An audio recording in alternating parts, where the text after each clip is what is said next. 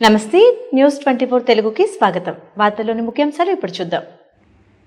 నిర్మల్ జిల్లా కుంటాల మండలంలో పలు గ్రామాల్లో జాజరి ఆటపాటలతో పిల్లలు సందడి చేస్తున్నారు.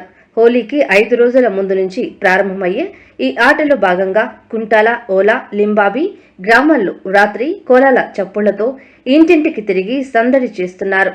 సరదాగా జాజరి కాముడు ఆడుతూ ధాన్యాన్ని పోగు చేస్తున్నారు. గతంలో ఈ ఆటలు పల్లెల్లో, పట్టణాల్లో పదుల సంఖ్యలో జరిగేవి. నేటి ఉరుకుల పరుగుల కాలంలో ఇవి క్రమంగా తగ్గుముఖం పట్టాయి.